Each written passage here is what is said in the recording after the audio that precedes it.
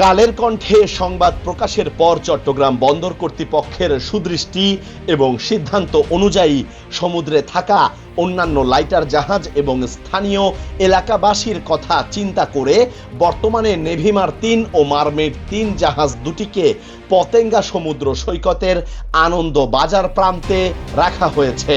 দেখাশোনা করার জন্য দায়িত্ব দেওয়া হয়েছে বন্দরের ওয়াচম্যানদের। অলরেডি তারা শিফট করে ফেলছে সেফলি পোর্ট এয়ার মার্কিং প্লেসে, এবং বর্তমানে ওই জায়গায় আছে। পোর্টের ওয়াচম্যানের তত্ত্বাবধানে রাখছে এবং পোর্টের অর্ডার অনুযায়ী সার্ভিস কোম্পানিকে ওটা ওনার ওনার কাস্টোডিয়ানের সব লুক আফটার করার জন্য দায়িত্ব দেওয়া হয়েছে। উনি অ্যাকর্ডিংলি এটা মনিটরিং করতেছেন।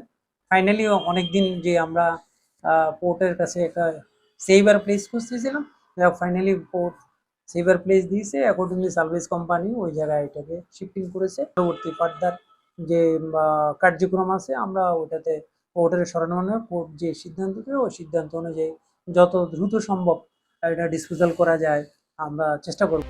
অবশেষে সুমি এন্টারপ্রাইজ নামক একটি সেলভেজ কোম্পানির সহায়তায় জাহাজ দুটি উদ্ধার করলো বন্দর কর্তৃপক্ষ।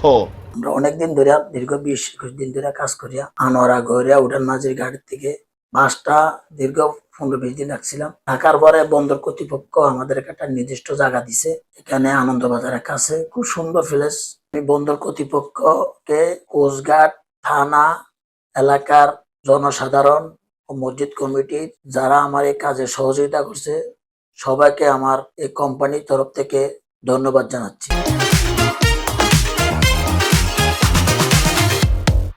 এর আগে ২০২৩ সালের ৫ মে ভারতের কলকাতা থেকে পাথর নিয়ে বাংলাদেশে মহেশখালীতে আসা নেভিমার ৩ ও মারমেড ৩ টাগবোট ও বার্জ দুটি মামলা জটিলতায় আটকে গেলে অবস্থান করে বহির্নোঙরে।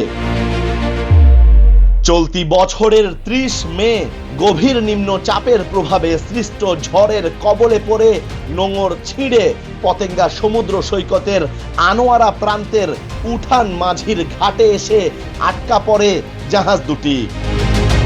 এই নৌযান দুটির কারণে ক্ষতিগ্রস্ত হয় পুরনো একটি মসজিদ, কবরস্থান সহ বেড়িবাঁধ এলাকার প্রায় ১৫০ পরিবার। আবির আহমেদ, কালের কণ্ঠ, চট্টগ্রাম।